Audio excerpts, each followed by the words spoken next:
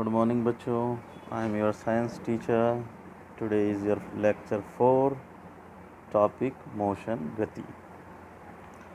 Last class में बच्चों हमने लेक्चर 3 में हमने एस्केलेशन के बारे में पढ़ा था।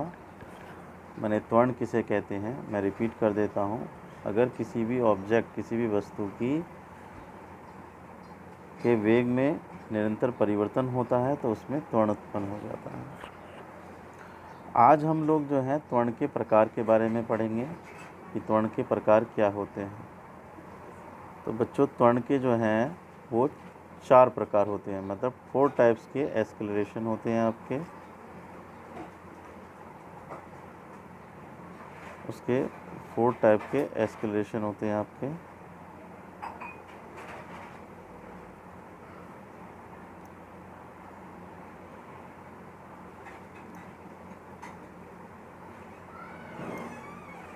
चार प्रकार के आपके एस्केलेशन होते हैं, जिसमें सबसे पहले बच्चों आपका आता है एक समान एस्केलेशन, मतलब एक समान त्वरण, यूनिफॉर्म एस्केलेशन।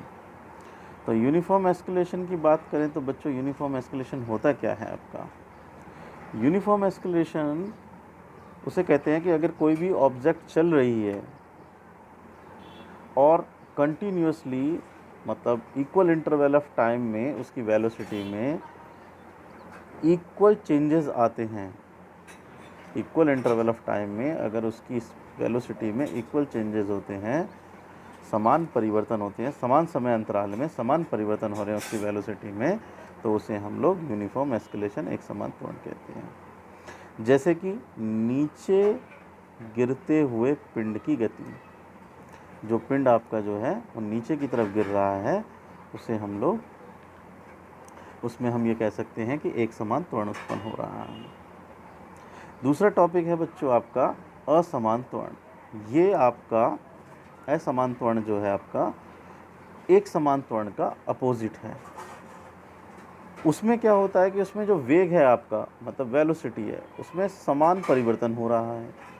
यहाँ पर जो आपका वेग है, यहाँ पर उसमें भिन्न भिन्न परिवर्तन हो रहा है, भिन्न भिन्न परिवर्तन हो रहा है, भिन्न भिन्न परिवर्तन हो रहा है आपका।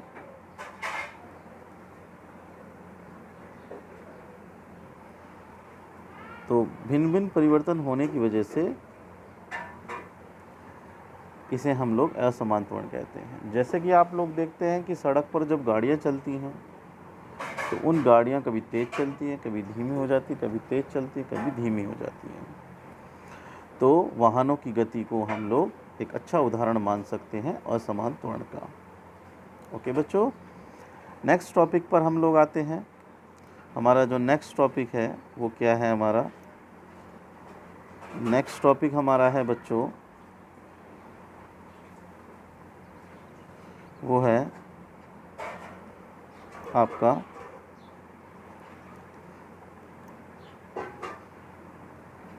धनात्मक त्वरण, जिसे हम पॉजिटिव एस्केलेशन कहते हैं। बहुत ही अच्छा टॉपिक है बच्चों, इम्पॉर्टेंट टॉपिक है, कई बार पूछा जाता है, कई बार आपका पूछा भी गया है ये क्वेश्चन।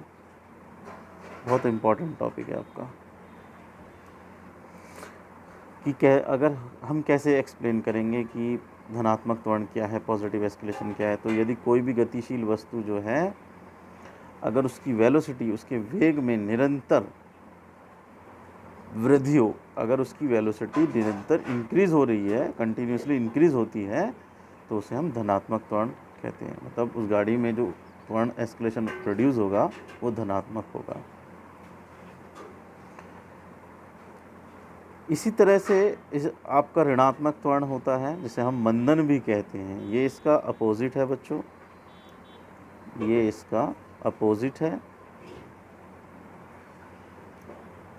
अपोजिट होने की वजह से इसमें क्या कह सकते हैं हम लोग, इसमें जैसे उसकी धनात्मक त्वरण में क्या हो रहा था, उसका वेग में परिवर्तन हो रहा था। ऋणात्मक त्वरण में क्या होता है, उसके वेग में निरंतर ह्रास होता है, मतलब उसकी जो वेलोसिटी है वो डिक्रीज़ हो रही है, मतलब कम हो रही है।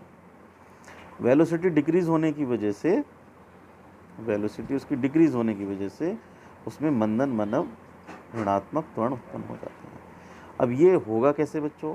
ये ऑलवेज ब्रेक लगाने से ही होता है। जब आप ब्रेक लगाएंगे तभी brake brake brake applying brake लगाने से ही इसमें क्या होगा, आपका मंदन उत्पन्न होगा, रिटार्डेशन होगा। क्योंकि आप जानते हैं कि जैसे ब्रेक लगाएंगे तो गाड़ी एकदम इसकी स्पीड क्या होगी, कम होने लगेगी और गाड़ी एक टाइम आएगा कि रुक जाएगी। तो ये आपका रिटार्डेशन था बच्चों। ये आज का आपका होमवर्क है, इसे आपको करना है और मुझे चेक कराना है। मैं जितना भी आप लोगों को, जितने भी लेक्चर मैंने आप लोगों को दिए इन्हें आप लोग नोट डाउन कीजिए अपनी कॉपी पर, उन्हें साथ ही साथ लर्न कीजिए ताकि आप लोगों को आगे परेशानी ना हो। जब आपकी क्लासेस स्टार्ट होंगी आप लोगों को और अच्छे से समझ में आएगा।